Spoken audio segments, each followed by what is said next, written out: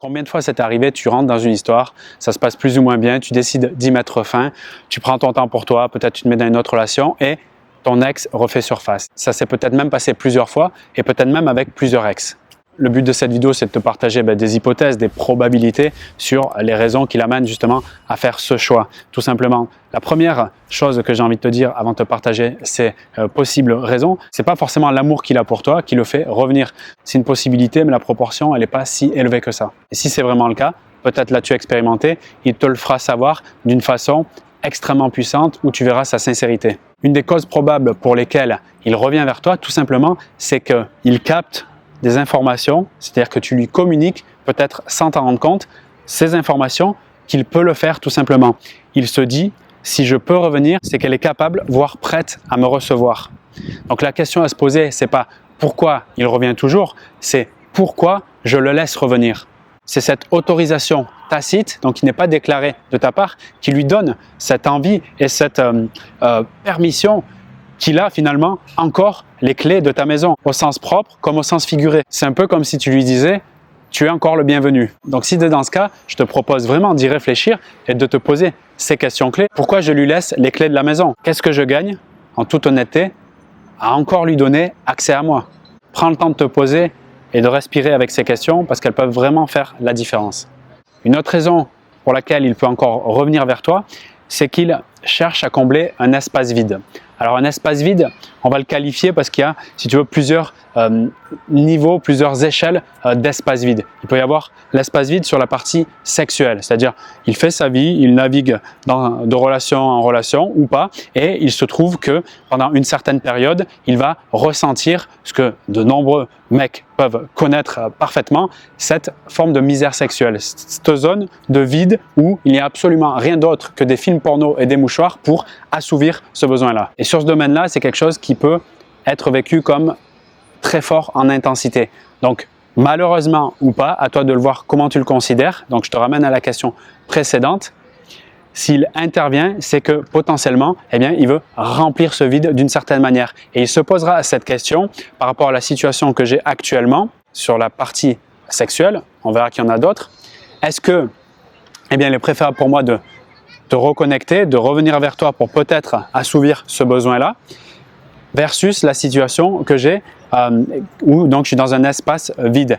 Et même s'il y a eu des troubles entre vous, des difficultés de compréhension, de connexion au niveau émotionnel, de mésentente sur vos objectifs, vos valeurs, il est possible, malgré tout, qu'il fera ce choix de revenir vers là. Parce que oui, ce besoin et cette énergie, quand elle n'est pas comblée, peut amener à des comportements qui sont complètement irrationnels, comme le fait de vouloir se rabibocher avec une femme avec laquelle ça ne fonctionne plus. Je sais que c'est un peu dur à entendre et vu de la façon dont je le dis, mais c'est une réalité et j'ai envie de la partager. On ne peut pas le négliger, on ne peut pas l'occulter. Donc, combler un manque auprès de toi, partie sexuelle, mais ça peut être aussi un manque émotionnel ou plutôt un vide affectif. D'accord? Donc, il va peut-être, encore une fois, continuer son chemin, toi aussi.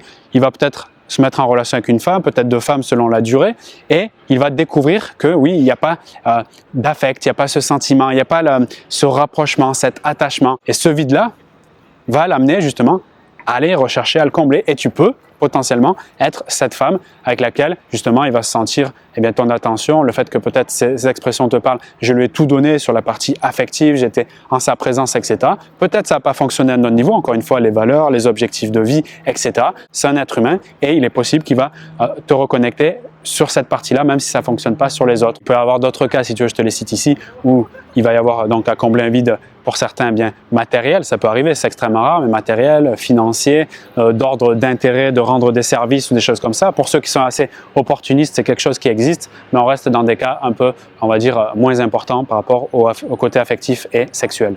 Troisième point que je vais te partager dans cette vidéo par rapport au fait qu'il peut revenir vers toi et que tu es un peu dans cette incompréhension et tu te poses la question, mais pourquoi il fait ça?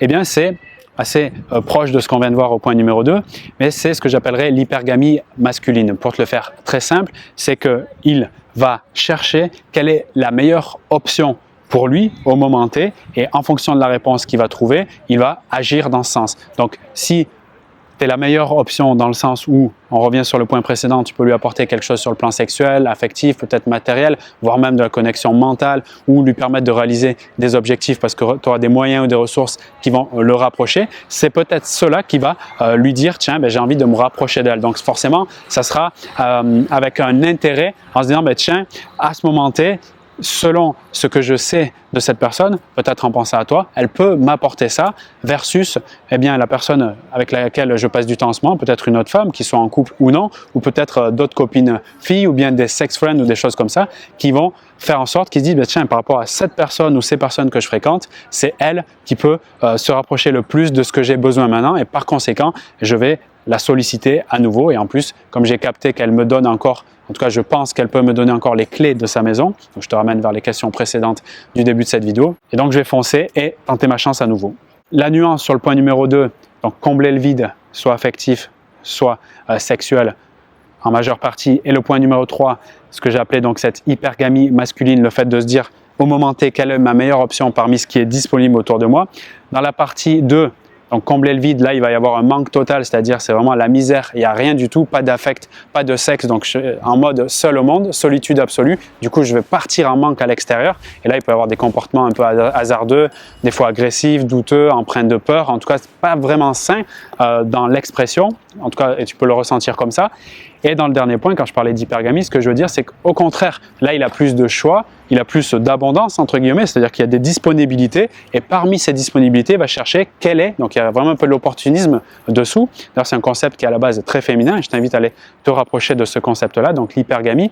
Et là, à ce moment-là, il va se dire, mais parmi ces options disponibles, quelle est la préférable, quelle est la mieux pour moi pour servir mon objectif? Et à ce moment-là, tu peux faire partie de ce choix, et c'est à ce moment-là qu'il te sollicitera. Donc, tu verras que là, dans ses communications, ça sera plus enthousiaste, dynamique dans sa façon de s'approcher de toi. Hey, salut, comment tu vas? Ça fait un bail, etc.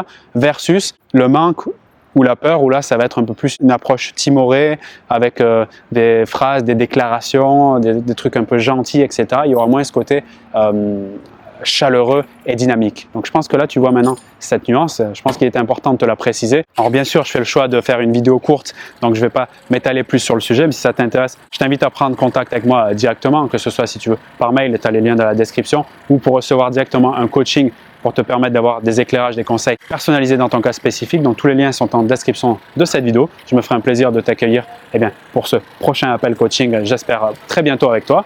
Et je te dis donc aussi à très vite pour de nouvelles vidéos sur la chaîne YouTube. Salut à toi.